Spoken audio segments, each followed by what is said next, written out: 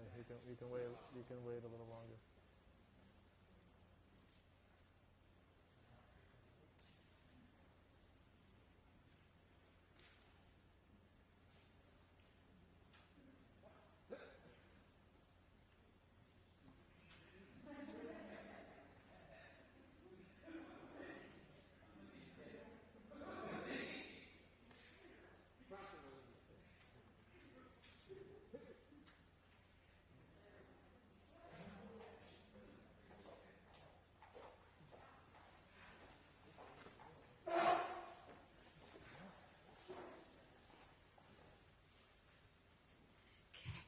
Good afternoon. Please have a seat. Good afternoon, everyone. The President has been clear that every day, in every way, our administration will work on behalf of the American people.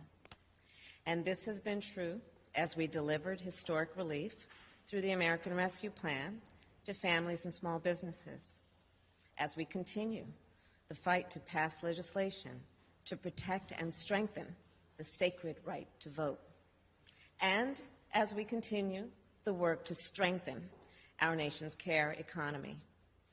And this is true today, because today we move one step closer to making a once-in-a-generation investment in our nation's infrastructure.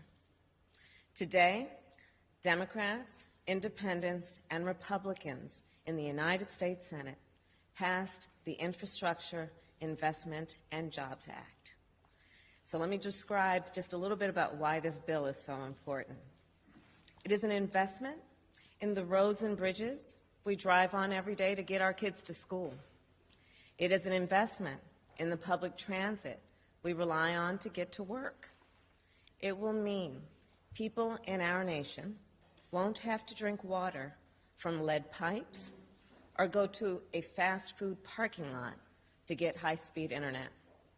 This bill will also establish a national network of electric vehicle chargers that the President has been fighting for a long time, and build toward a national fleet of electric school buses.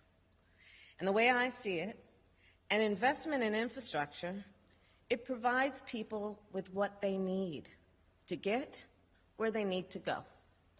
This bill that passed the Senate today gives people what they need to get where they need to go. And it will do that while also creating millions of good union jobs for our nation's workers. It will do that while also helping our nation's businesses compete worldwide. And so just so we are clear, we are not going to raise middle-class taxes to pay for it, because that's what the President promised, and that is what we must deliver. This afternoon, I was proud to preside over the Senate vote, and I want to thank the senators who worked together to pass this bill. I also thank the members of the House who will now work to get this bill to the President's desk. And first and foremost, we would not be here today were it not for the leadership of our President, Joe Biden. Mr. President, from the very start, you welcomed ideas. You welcomed debate. You welcomed Democrats and Independents and Republicans to meet with us in the Oval Office. In those meetings, I watched as you listened. In those meetings, you deliberated. You were determined to bring all sides together and to deliver real results for the people of our nation. And I know that even after this vote, our work will not stop. Even when you sign the bill into law, our work will not stop. We will never stop working on behalf of the American people. So thank you, Mr. President. Thank you, thank you. And now it is my great honor to introduce the President of the United States, Joe Biden. Thank you very much. Well, thank you, Madam Vice President. First of all, I want to thank a group of senators, Democrats and Republicans, for doing what they told me they would do. The death of this legislation was mildly premature, as reported. They said they're willing to work in a bipartisan manner, and I want to thank them for keeping their word. That's just what they did. After years and years of infrastructure week, we're on the cusp of an infrastructure decade that I truly believe will transform America.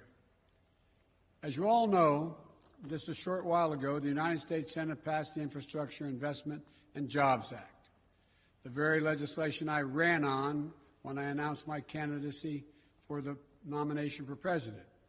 A historic investment in the nation's roads and highways, bridges and transit, and our drinking water systems and broadband, clean energy, environmental cleanup, and making infrastructure more resilient, and the climate crisis much more in our minds and how do we deal with it.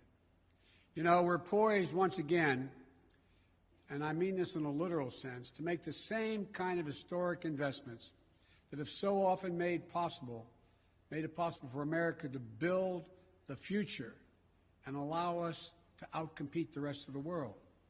From building the Erie Canal in the early 1800s, a bipartisan effort, the Transcontinental Railroad, to construction that was constructed during the Civil War, to Dwight Eisenhower's interstate highway system in 1950s, the investments that literally connected our entire nation and fundamentally changed the pattern of life in America, to the public investments that took us to the moon and the discovery of life-saving medicines and vaccines and gave us the internet.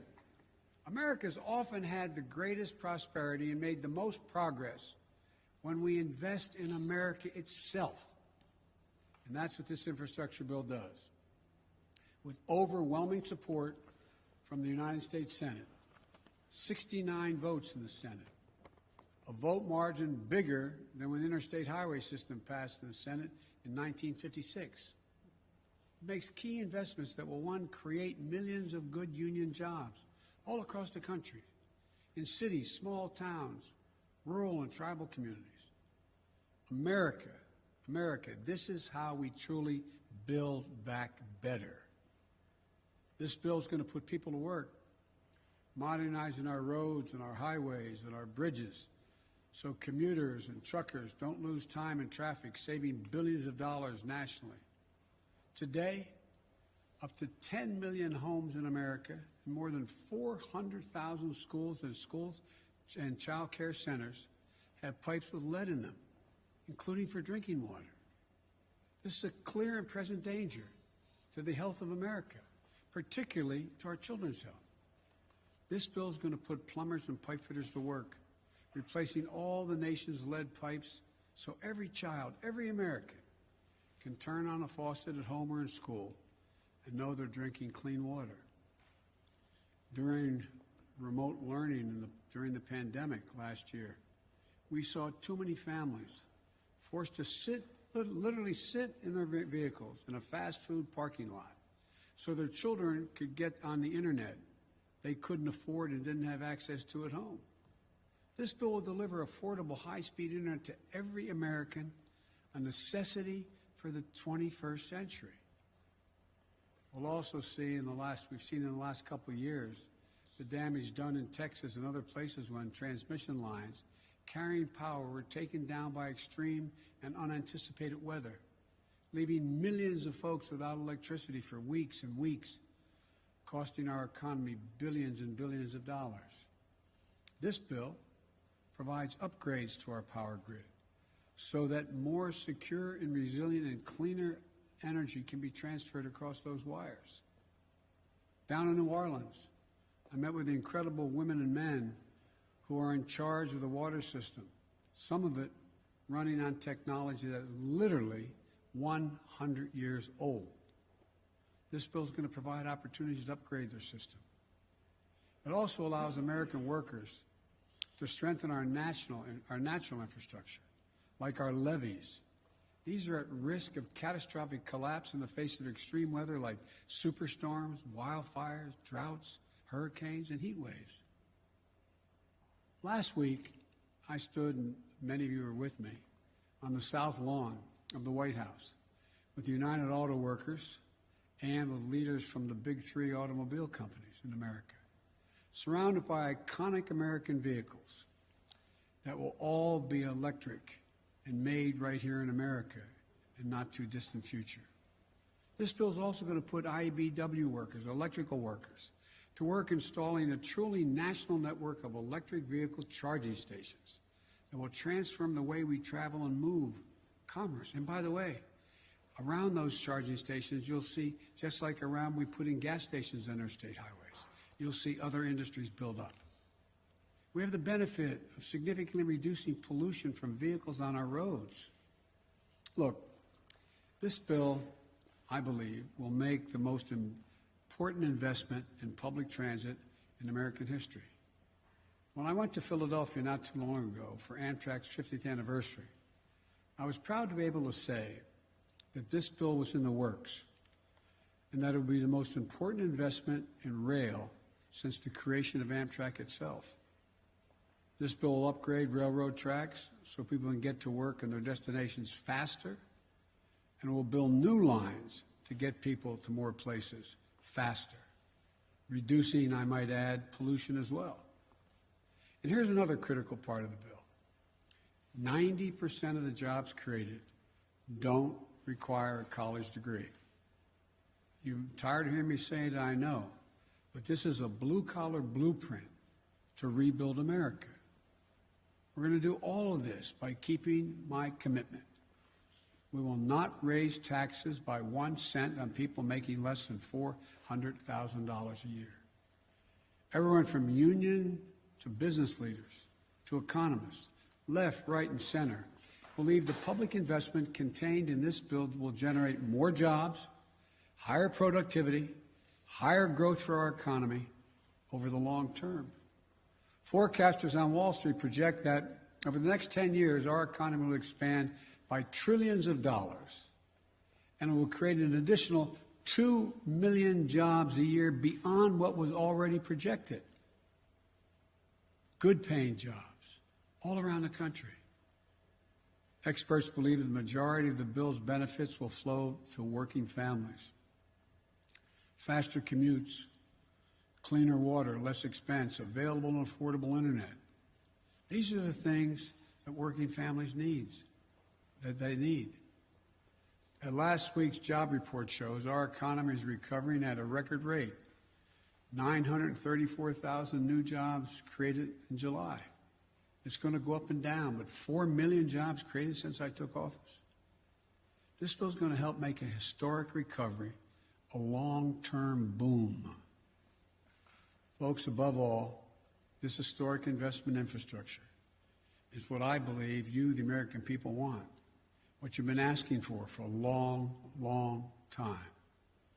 This bill shows that we can work together. I know a lot of people, some sitting in the audience here, didn't think this could happen. This bill is declared dead more often than anyway. That bipartisanship was a thing of the past. From the time I announced my candidacy, bringing the country together and doing things in a bipartisan way, it was characterized as a relic of an earlier age. As you may well remember, I never believed that. I still don't.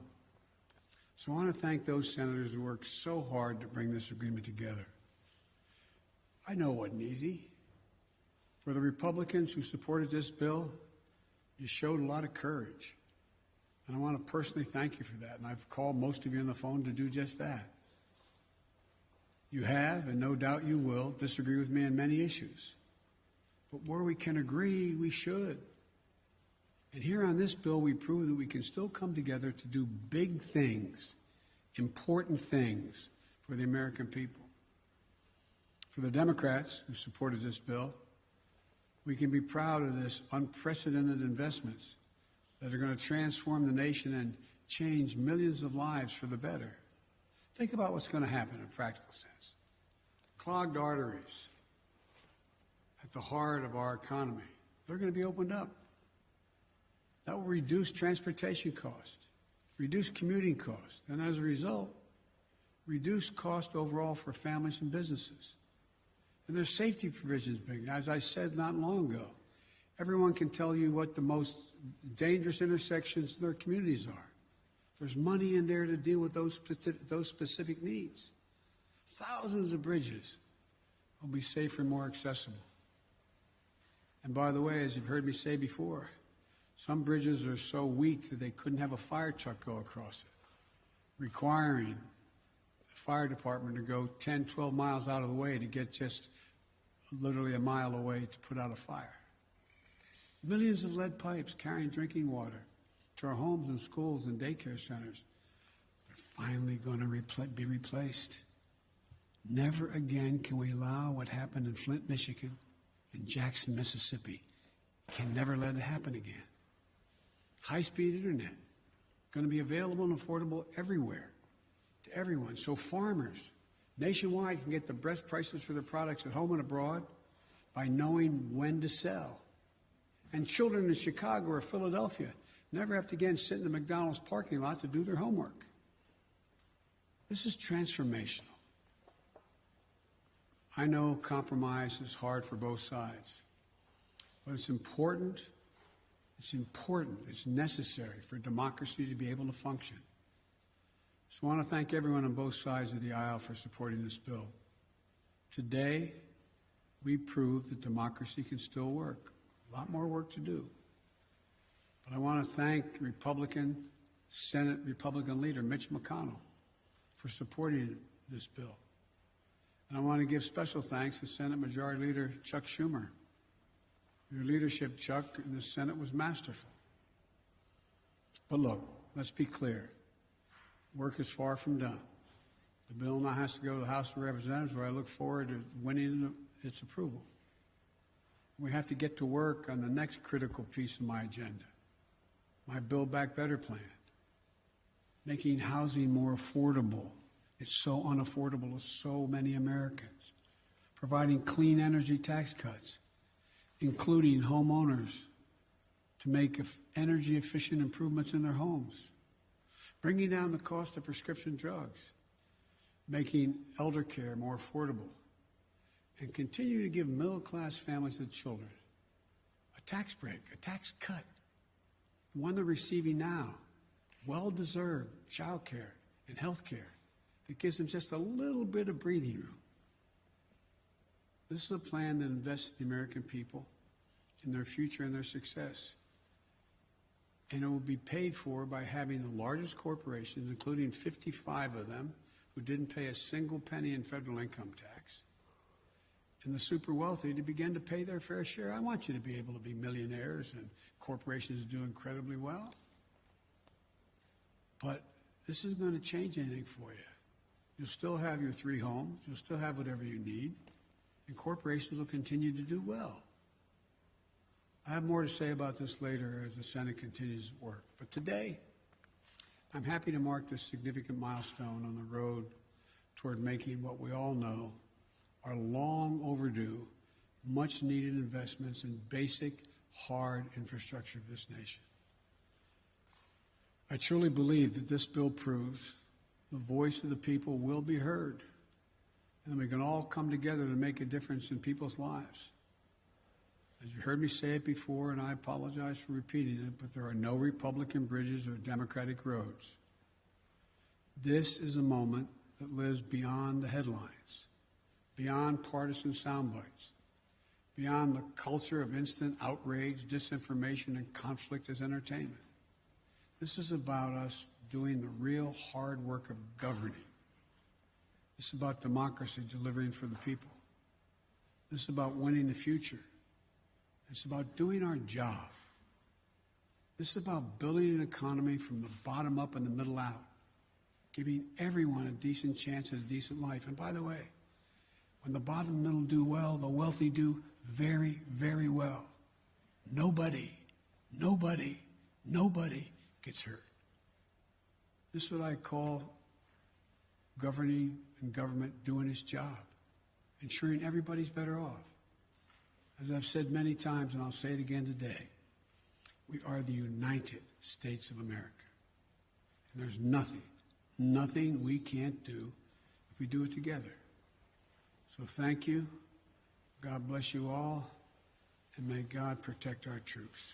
Mr. President, your reaction to the Darlene of AP. Darlene, AP. Yes, thank you. What is your reaction to Governor Cuomo's his announcement that he's stepping down? You called on him to resign. Did you think he would? I respect the governor's decision, and I respect the decision he made.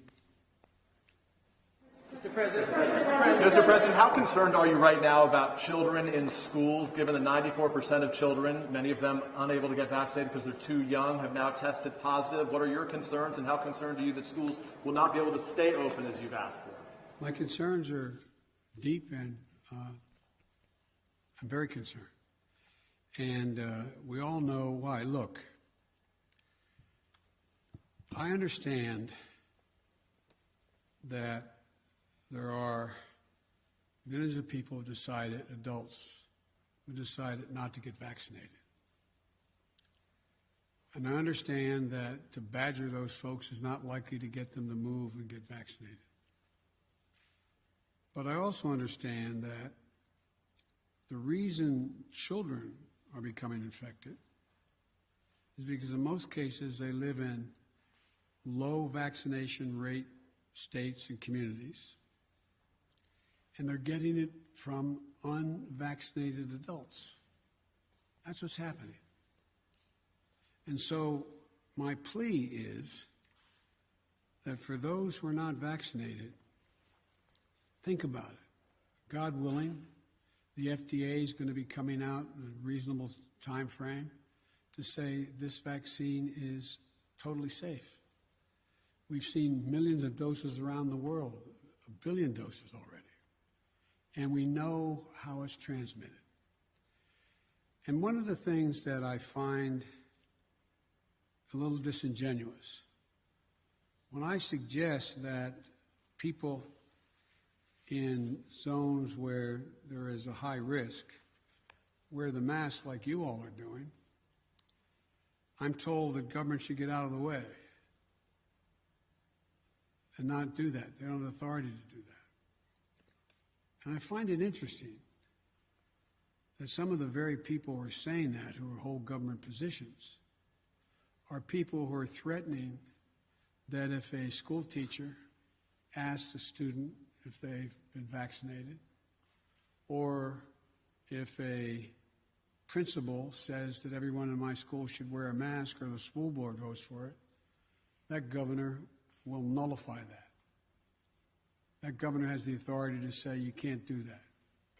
I find that totally counterintuitive and, quite frankly, disingenuous. Do you have presidential powers to intervene in states like Texas and Florida where they are banning mask mandates? I don't believe that I do thus far. We're checking that.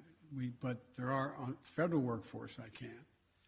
And I think that people should understand, seeing little kids, 4, 5, 6 years old, in hospitals on ventilators, and some of them passing, not many, but some of them passing. It's almost, it's just, well, I should not characterize it beyond that. On Andrew Cuomo, his resignation, what impact, as the head of the party, what impact does his resignation have on the Democratic Party? I think the impact is all on Andrew Cuomo and his decision to make that judgment, and I respect his decision. In just the last few days, multiple cities in Afghanistan have fallen to the Taliban. There's irrefutable evidence that a vast majority of those Afghan forces cannot hold ground there. Has your current plan to withdraw U.S. troops changed at all? No. Look, we spent over $1 trillion over 20 years. We trained and equipped with modern equipment over 300,000 Afghan forces. And Afghan leaders have to come together. We lost death and injury, thousands of American personnel. They've got to fight for themselves, fight for their nation. The United States, I'll insist we continue to keep the commitments we made of providing close air support, making sure that their Air Force functions and is operable, resupplying their forces with food and equipment, and paying all their salaries. But they've got to want to fight. They have outnumbered the Taliban, and I'm getting daily briefings.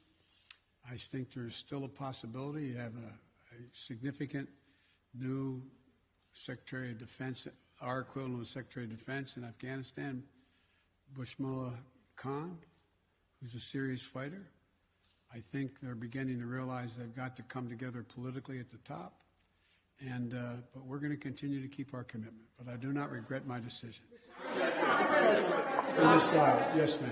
Mr. President, on the issue of the infrastructure bill and the work that you have ahead of you now, are you concerned that are you confident that you have the support of all the Democrats on board to get this $3.5 trillion package through? I keep asking you. I know you're dear. My mother would say, God love you, dear. Look, I have, as I said, and I'm not referring to you in particular, just overall. I was going over some of the quotes from the moment that I got elected, how my plan was dead. It's the exact same plan I ran on. We'll see. I continue to be an optimist. As I told you, I was once referred to by a doc as a congenital optimist. I think that we can get a significant portion of the, if not all, of the reconciliation bill, the budget they're having the vote-a-thon now. I think over the next month, which is the way it's going to work, they vote on all these amendments, and then they get to the business of seeing how they can make it work and then come back.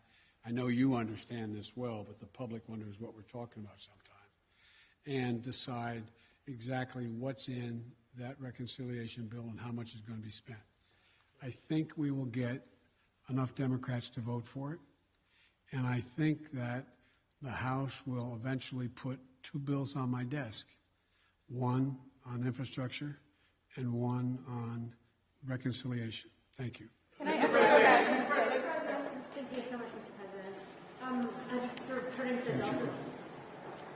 I'm sorry, go ahead. I'm just turning to the Delta variant for a moment. I wanted to see if, in retrospect, you think your administration put enough mitigation measures in place early enough, and whether you should have perhaps heeded some of the lessons from other countries that had data as early as May and June about how the variant spread. No, we knew how the variant spread, and we know the vaccines prevent the spread. So it's like, you know, a lot of countries didn't have the vaccines that we were able to put together to make sure every single American, we have over 600 million doses of vaccine for Americans. And we've exported over 500 million, we will over 500 million. So we knew what is disappointing is that more people were not willing to take the vaccine. We've done everything in our power. Well, I shouldn't say there's probably more. We will do more. But we continue to try to make the case to the American people who haven't taken the vaccine that it's in your interest, can save your life, and can fundamentally impact on the lives of your children or people you love. Now, one of the things that's happening, as bad as things have gotten, the death rate is 1/50th, or don't hold me to the number, but significantly lower than when I inherited this job. When I inherited the coronavirus pandemic, when I first got elected. So the thing that I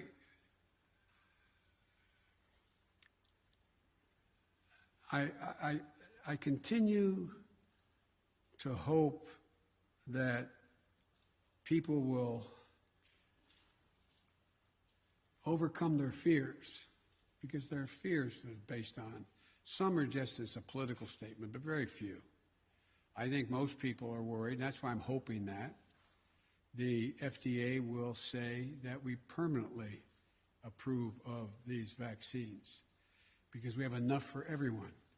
And I'm hoping that as people realize, and it is picking up, vaccines are picking up, but not at the rate they were before. Remember, I was setting up, stadiums, sports stadiums, and we're doing thousands of vaccines a day. And I wish I could have thought of something beyond what we've thought of that make everybody want to get the vaccine, but that hadn't been the case. Now, at a federal level, what I'm going to be doing is making sure that they understand that I do have authority to say if you're going to come into this building, into a federal building, that you have to have been vaccinated or show that or be wearing a mask.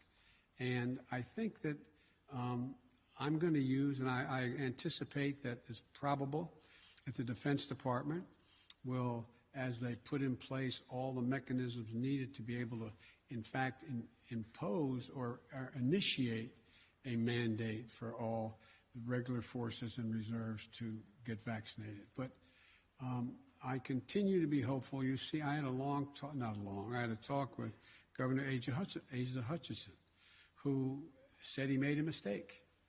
And he is working really hard going around. He told me that he's doing a lot of town meetings, not all of which are being embraced, but he's making the case. We're going to continue to make the case.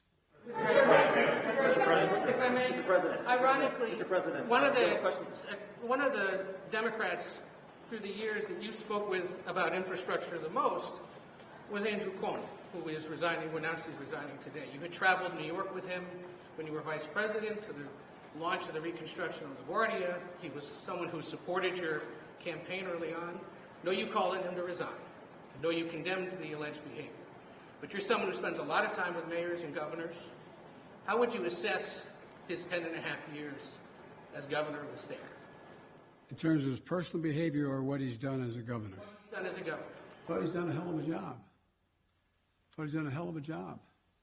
And, both on everything from access to voting to infrastructure, to a whole range of things. That's why it's so sad. Okay, last question, right here. Sure, Mr. President, I have a question about the significance of the bipartisan nature of the infrastructure agreement. Are there lessons learned from that agreement that can be applied to voting reform, police reform, or LGBTQ civil rights? By you guys or by me? By anyone. I'm sorry, I shouldn't kid, because I was just reading about 50 statements from very serious press people about how my whole plan was dead from the beginning. Mm-hmm. Look, the lesson learned is being willing to talk and listen. Listen. Call people in. No, let me finish it. And I think the lesson learned is exposing people to other views. And so that's why from the beginning, on all the subjects you raised, I've sat with people and listened to their positions, some in agreement with where I'm in, some in disagreement. And so I think it's a matter of listening. It's part of democracy. Thank you all so much. Sir, why have you not named an FDA commissioner, sir? To this point? I'm not going to comment any more on Andrew Cuomo. FDA, you haven't named an FDA commissioner? Why have you not yet named an FDA commissioner, sir? Say again? You haven't named an FDA commissioner yet. I was wondering why you haven't found or named a permanent FDA commissioner yet. We're working on that very hard to make sure we get it passed. Yes. Would you like to see? Can I quickly follow up on your comment on Governor Cuomo? Can you really say that he has done a quote hell of a job if he's accused of sexually harassing women? Look, you asked two different questions. I asked the substantive, should he remain as governor, is one question. And women should be believed when they make accusations that are able to, on the face of them, make sense and investigate it. They're investigated, and the judgment was made that what they said was correct. That's one thing. The question is, did he do a good job on infrastructure? That was the question. He did. The question was, how did he do as a governor? No, the question was, correct me if I'm wrong. How was he as a governor generally? Well, as a governor generally, obviously, Outside of his personal behavior. outside of his personal behavior. Okay. But can you separate the two? No, I'm not. I was asked a specific question. Okay. I'm trying to answer specifically. What do you want to ask me specifically? Well, I'd like to ask you about infrastructure as well. Given that you have said this is such an urgent bill that needs to be passed, why not have the House take it up immediately for a vote? we'll get it done. I'll get both. Thank you. Mr. President, we'd like to see the FDA speed up approval of the coronavirus vaccine.